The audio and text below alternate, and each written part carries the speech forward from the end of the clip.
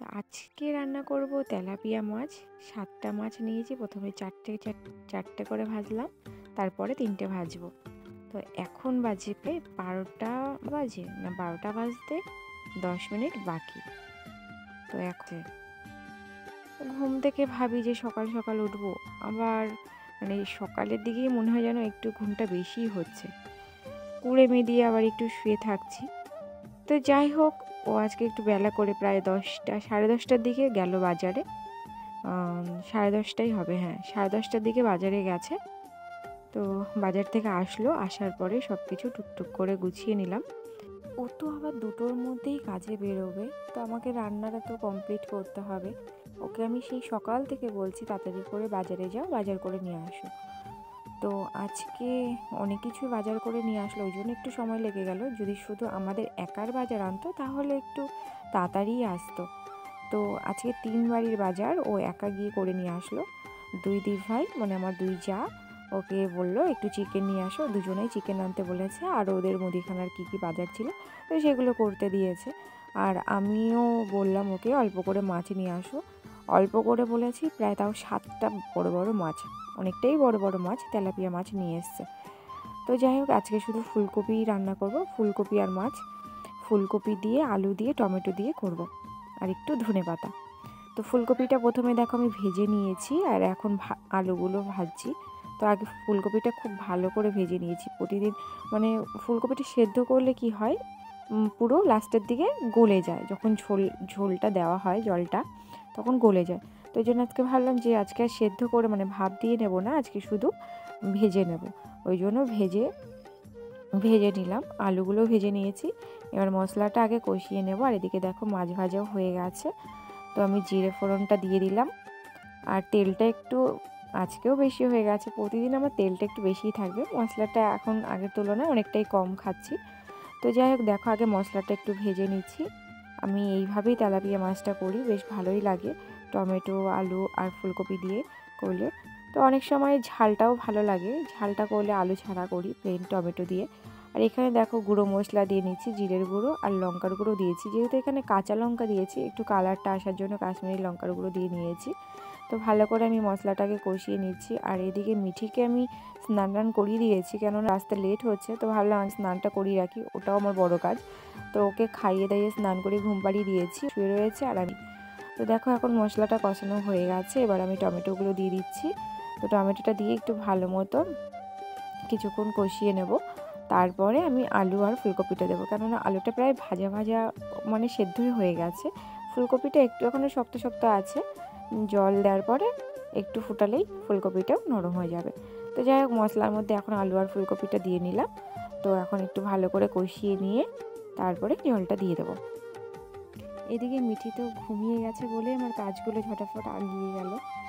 কিছুতেই ঘুমোতে চাচ্ছিল না, অনেকটা বকে বকে তারপরে ঘুমোলো। ও আমাকে ছাড়া একা একা কিছুতেই এখনও পর্যন্ত ঘুমোতে পারে না। আর যদি ওকে আমি একা একা ঘুমোতে বলি, তখন ও বলে আমি ছোটো মানুষ, তো আমি কী করে ঘুমাবো তোমাকে ছাড়া। ওর মুখে এখন এই আদো আদো কথাগুলো শুনে কী ভালো লাগে। যাই হোক, দেখো এখানে আমার তরকারি প্রায় রেডি, ঝোল দিয়ে দিলাম, মাছগুলো দিয়ে দিতে এবার ভাতটা বসিয়ে দেবো। 1:30টার মধ্যেই রান্না কমপ্লিট হয়ে যাবে।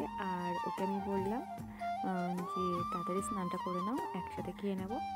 তো খেয়ে খাওয়া দাওয়া করে কাজে চলে যাবে। আর মিঠি এখনও ঘুম হচ্ছে, জানি না কখন উঠবে ঘুম থেকে উঠলে ওকে আবার খাইয়ে দেবো। তো এখন বাজে 3টে, মিঠির ওঠার টাইম হয়ে গেছে। আমি এখানে পাশে উঠি, এখন গন্ধে গন্ধে উঠে যাবে।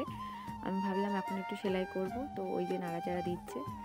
আর আমি ভাবলাম যে সেলাই করব, কিন্তু ও উঠে গেলে এখন হয়তো পারবো না, একটু পরে বসতে হবে, কেননা ঘুম থেকে উঠে নিই, একটু তো আদর খেতে হবে সোনামণিটার।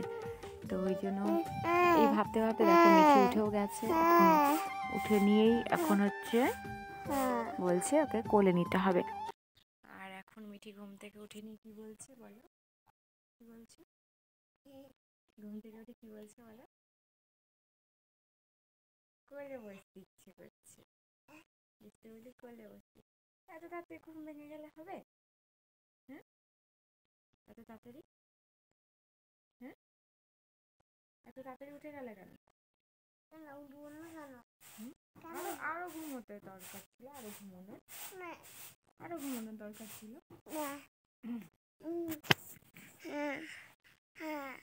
বলে আমাদের কোথায় বেগুন? বেগুন গাছে গাছে বেগুন। আমি ওই ঘুম ভেঙে গেছে ওটা আমার সোনা বুঝিটার। ওটা ভাবলাম খাবো। এখন মেশিনে বসবো একটু সেলাই করতে। ও মামা, একটা নাইটি দিয়ে ও গেছিল মামা, দিদিভাই, তো ও মা, নাইটিটা ভাবছিলাম ও সেলাই মা, করবো। হ্যাঁ, ও মা, দাঁড়াও দাঁড়াও। ওটা খাবো। আবারও হ্যাঁ, আবারও হ্যাঁ, আবারও তুমি মোচা খাওয়ার কথা বলছো? হুম, হ্যাঁ, মোচা আবার খাও? হ্যাঁ। ঠিক আছে, তাহলে বাবা যাক পুকুর পাড়ে। মোচাটা খাওয়ার জন্য মিটি পাগল হয়ে গেছে। মিটি ভাবছে এটা কি।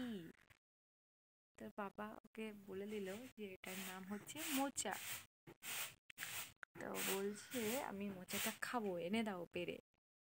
কিন্তু মোচা তো এইভাবে খাওয়া যায় না, রান্না করে খেতে হয়। তো এখন ও সেটাই বায়না করছে, ওকে রান্না করে দিতে হবে। সেদিনকে গেলাম পুকুর পাড়ে, ব্লগটা তো দেখলেই। ওটাতে মোচাটা পাড়তে গিয়ে কী কাণ্ড ঘটালো মিঠি। আর আজকে আবার বলছে, এই সেদিনকে বললাম মোচা খাবে না, আবার আজকে বলছে মোচা খাবে। তো